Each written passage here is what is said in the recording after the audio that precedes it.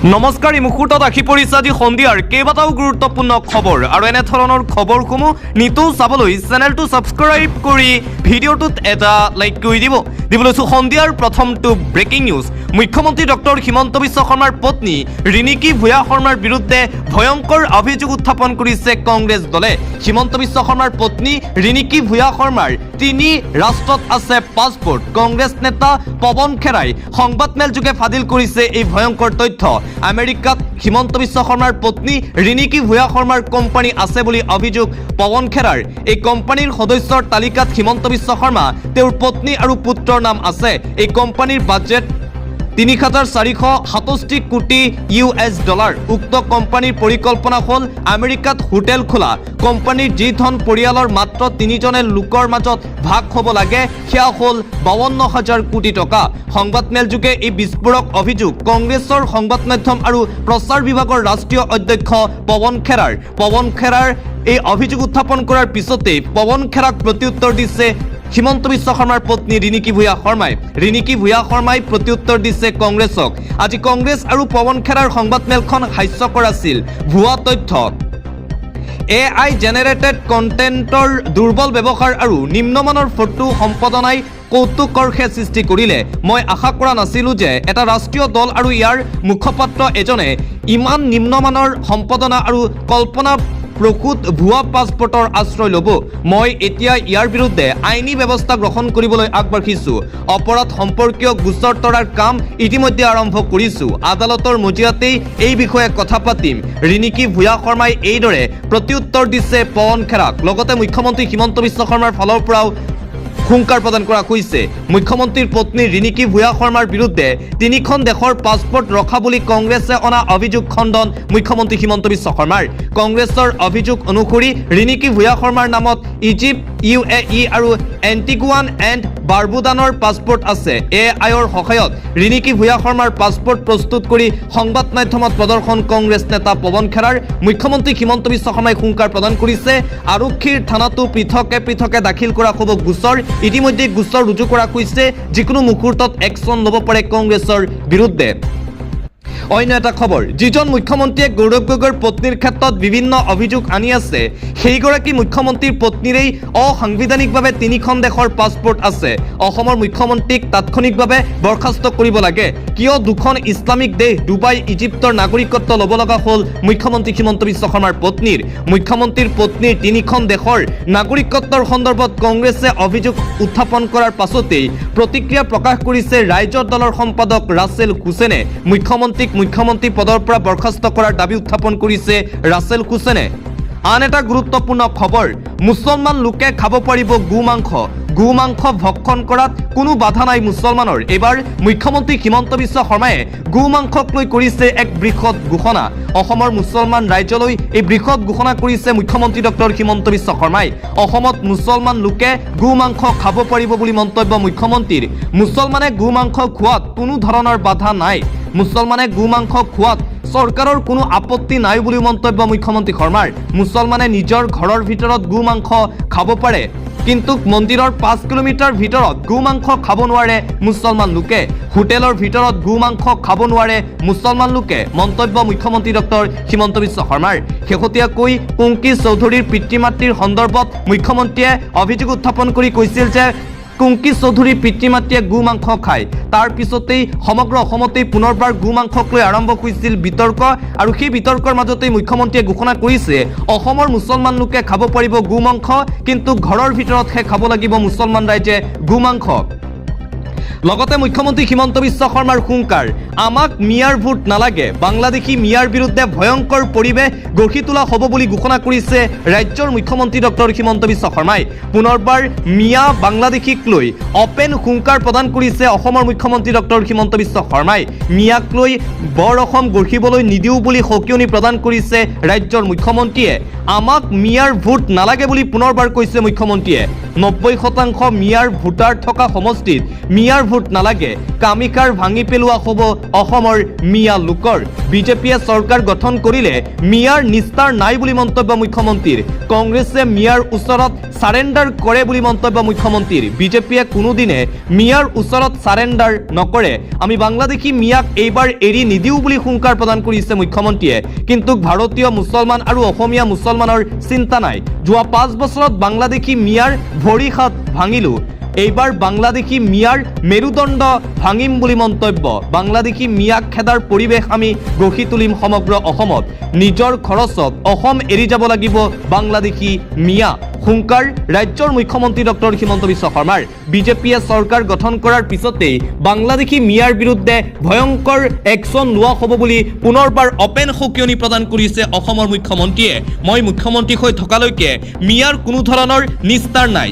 মিয়াই অশান্তি পাই থাকিবই মিয়াক শান্তিত থাকিবলৈ নিদিও পুনৰবাৰ এই হুংকাৰ ৰাজ্যৰ মুখ্যমন্ত্ৰী ডক্টৰ হিমন্ত বিশ্ব শৰ্মাৰ লগতে মুখ্যমন্ত্ৰী হিমন্ত বিশ্ব শৰ্মাই পুনৰবাৰ ৰাহুল গান্ধীৰ সন্দৰ্ভত কৰিছে বিস্ফোৰক মন্তব্য ৰাহুল গান্ধীক মানসিক বিকাৰগ্ৰস্ত আখ্যা মুখ্যমন্ত্ৰী হিমন্ত বিশ্ব শৰ্মাৰ ৰাহুল গান্ধীৰ সন্দৰ্ভত পুনৰবাৰ আজি মন্তব্য কৰিছে মুখ্যমন্ত্ৰী শৰ্মাই ৰাহুল গান্ধীক মানসিক বিকাৰগ্ৰস্ত আখ্যা দিছে মুখ্যমন্ত্ৰীয়ে ৰাহুল গান্ধীয়ে কি কৰে কি কৰি ফুৰে নিজেই নাজানে কেতিয়াবা দাড়ি ৰাখে কেতিয়াবা দাড়ি নাৰাখে মুঠতে ৰাহুল গান্ধীয়ে নিজেই নাজানে কি কৰি আছে কেতিয়াবা ডাঙৰ চোলা পিন্ধে কেতিয়াবা টি চাৰ্ট পিন্ধে হু ইজ ৰাহুল গান্ধী কোন হয় বুলি প্ৰশ্ন মুখ্যমন্ত্ৰীৰ হু ইজ ৰাহুল গান্ধী বুলি এইবাৰ কুৱেশ্যন কৰিছে মুখ্যমন্ত্ৰীয়ে মোক গ্ৰেপ্তাৰ কৰিবলৈ ৰাহুল গান্ধী কোন ৰাহুল গান্ধীৰ ৰাস্তাৰ মানুহ গতিকে ৰাস্তাত থাকক মোক গ্ৰেপ্তাৰ কৰিবলৈ সাহস নাই মোক গ্ৰেপ্তাৰ কৰিবলৈ ৰাহুল গান্ধী চৰকাৰ নহয়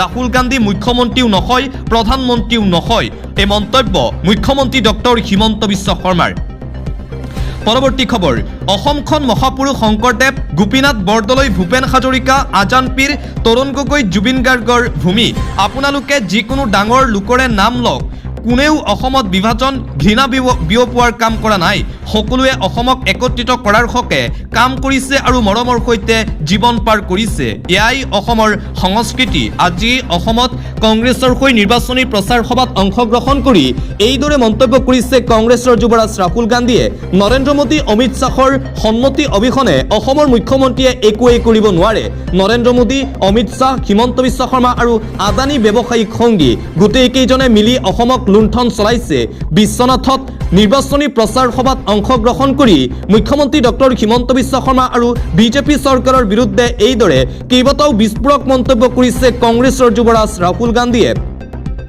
পৰৱৰ্তী খবৰ নিজৰ ব্যক্তিগত স্বাৰ্থ দূৰত ৰাখি অসমৰ শান্তি সম্প্ৰীতি উন্নতিৰ স্বাৰ্থত আৰু হিমন্ত বিশ্ব শৰ্মা ডাঙৰীয়াৰ ভ্ৰষ্টাচাৰী শাসন শেষ কৰিবলৈ আমি একত্ৰিত হৈ সংগ্ৰাম কৰিব লাগিব পুনৰবাৰ মুখ্যমন্ত্ৰীৰ ভ্ৰষ্টাচাৰী শাসনৰ বিৰুদ্ধে সৰব কংগ্ৰেছ সভাপতি গৌৰৱ গগৈ বিলাসীপাৰাত বিৰোধী ঐক্য সমৰ্থিত ভাৰতীয় জাতীয় কংগ্ৰেছৰ মনোনীত প্ৰাৰ্থীৰ বাবে ৰাইজৰ মৰম আৰু আশীষ বিচাৰি এক বিশাল জনসভা সম্বোধন কৰে প্ৰদেশ কংগ্ৰেছৰ সভাপতি গৌৰৱ গগৈয়ে জনসমুদ্ৰত পৰিণত বাঘমাৰী খেলপথাৰৰ দৃশ্যই প্ৰমাণ কৰিছে যে এইবাৰ ৰাইজে পৰিৱৰ্তন বিচাৰি স্বতঃস্ফূৰ্তভাৱে ওলাই আহিছে এইদৰে সামাজিক মাধ্যমত পোষ্ট কৰিছে প্ৰদেশ কংগ্ৰেছৰ সভাপতি গৌৰৱ গগৈয়ে আন এটা গুৰুত্বপূৰ্ণ খবৰ মুখ্যমন্ত্ৰী হিমন্ত বিশ্ব শৰ্মাৰ মূৰটো গৰম হৈছে তেওঁ ভয় খাইছে মই মুখ্যমন্ত্ৰীৰ ছোৱালীৰ নিচিনা তেওঁ মোক অলপ সন্মান দিব পাৰিলে হয় মধ্য গুৱাহাটীৰ অসম জাতীয় পৰিষদৰ প্ৰাৰ্থী কুংকি চৌধুৰীৰ এই মন্তব্য শেহতীয়াকৈ কুংকি চৌধুৰী আৰু কুংকি চৌধুৰীৰ পিতৃ মাতৃক লৈ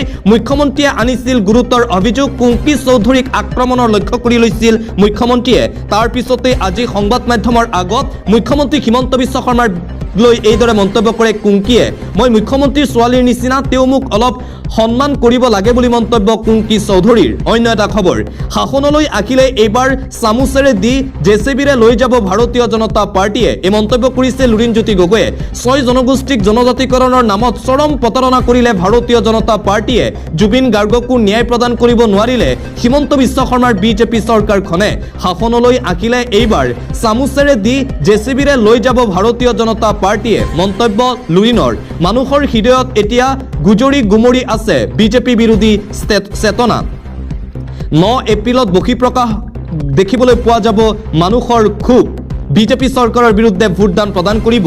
পৰিৱৰ্তনৰ ধুমুহা বলিবলৈ লৈছে অসমৰ ৰাইজৰ মাজত। ইভিএমত বুটাম টিপাৰ পূৰ্বে পৰিৱৰ্তনৰ ধুমুহাজাক ছুনামিলৈ পৰিণত হ'ব। কুংকি চৌধুৰীৰ নিৰ্বাচনী প্ৰচাৰৰ প্ৰসংগৰে লুৰিণজ্যোতি গগৈৰ এই মন্তব্য অসমত বিৰোধীৰ চৰকাৰ গঠন হোৱাটো 100% নিশ্চিত বুলি দাবী কৰিছে অসম জাতীয় পৰিষদৰ সভাপতি লুৰিণজ্যোতি গগৈয়ে। খোৱাংবাসী ৰাইজে যে ব্যতিক্ৰম সেয়া দেখুৱাই দিব লাগিব মুখ্যমন্ত্ৰী হিমন্ত বিশ্ব শৰ্মাক। 6 জনগোষ্ঠীক প্ৰতাৰণা কৰিছে মুখ্যমন্ত্ৰী আৰু বিজেপি চৰকাৰে। আজি নিৰ্বাচনী প্ৰচাৰ সভাত অংশগ্ৰহণ কৰি মুখ্যমন্ত্ৰী হিমন্ত বিশ্ব শৰ্মা আৰু বিজেপিৰ বিৰুদ্ধে এইদৰে সৰব লুৰিণজ্যোতি গগৈ। আন এটা ব্ৰেকিং নিউজ।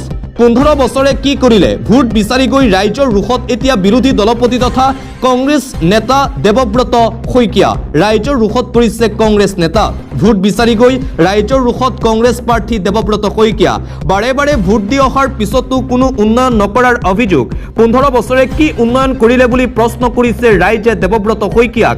দেৱব্ৰত শইকীয়াৰ সন্মুখতেই মুৰ্দাবাদ ধ্বনি শুনিবলৈ পোৱা গৈছে। ভোট বিচাৰি গৈ মহিলাৰ প্ৰতিবাদৰ সন্মুখীন হ'ল বিৰোধী দলপতি দেৱব্ৰত শইকীয়া। নাজিৰাত প্ৰচাৰৰ মাজতেই ৰাইজৰ ৰোষত বিৰোধী দলপতি দেৱব্ৰত শইকীয়া। ভোট বিচাৰি গৈ ৰাইজৰ ৰোষত কংগ্ৰেছ প্ৰাৰ্থীগৰাকী আৰু নিৰ্বাচনী প্ৰচাৰ চলাই আছে দেৱব্ৰত শইকীয়া। আৰু নিৰ্বাচনী প্ৰচাৰৰ মাজতে আজি একাংশ মহিলাৰ ৰোষত পৰিছে কংগ্ৰেছ প্ৰাৰ্থী দেৱব্ৰত শইকীয়া। অন্য এটা খবৰ। অসমৰ মাটি, অসমৰ পানী, অসমৰ বতাহৰ লগত কোনো ধৰণৰ সম্পৰ্ক নাই গৌৰৱ গগৈৰ। জাতীয়তাবাদ বুজিবলৈ গৌৰৱ গগৈক আৰু 15টা বছৰ লাগিব। আজি প্ৰদেশ কংগ্ৰেছৰ সভাপতি গৌৰৱ গগৈ সন্দৰ্ভত কংগ্ৰেছ পদত্যাগী তথা বিজেপি নেতা ভূপেন কুমাৰ বৰাই কৰিছে কেইবাটাও ডাঙৰ মন্তব্য। গৌৰৱ গগৈ অসমৰ সৈতে কোনো ধৰণৰ সম্পৰ্ক নাই। গৌৰৱ গগৈয়ে জাতীয়তাবাদ যদি বুজিবলৈ হয় তেন্তে 15 বছৰ আৰু সময় লাগিব গৌৰৱক। বৰ অসম গঢ়াৰ আগত গৌৰৱ গগৈয়ে নিজে জিকি ৰাখিব পাৰে নে নোৱাৰে সেয়া নিশ্চিত কৰক। অসমৰ মাটি, অসমৰ পানী, বতাহৰ লগত কোনো ধৰণৰ সম্পৰ্ক নাই গৌৰৱ গগৈৰ। এবাৰ 26ৰ বিধানসভা নিৰ্বাচনত হয়তো গৌৰৱ গগৈ পৰাজয় হ'ব। এইদৰে প্ৰদেশ কংগ্ৰেছৰ সভাপতি গৌৰৱ গগৈ সন্দৰ্ভত কেইবাটাও ডাঙৰ মন্তব্য কৰিছে সদ্য কংগ্ৰেছ পদত্যাগী তথা বিজেপি নেতা ভূপেন কুমাৰ বৰাই। আন এটা গুৰুত্বপূৰ্ণ খবৰ আহি পৰিছে।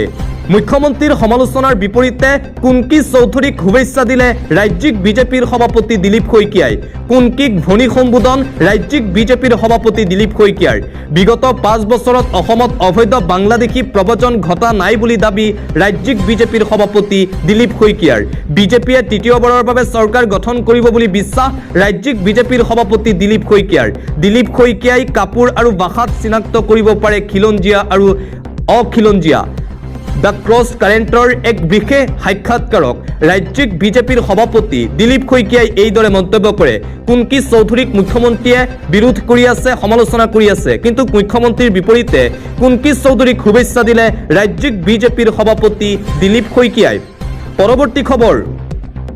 জুবিনৰ আত্মাক কংগ্ৰেছে এক প্ৰকাৰে অপমান কৰিছে। ফাষ্ট ট্ৰেক আদালতত সঘনাই চলি আছে জুবিনৰ মৃত্যুৰ গোচৰৰ শুনানি।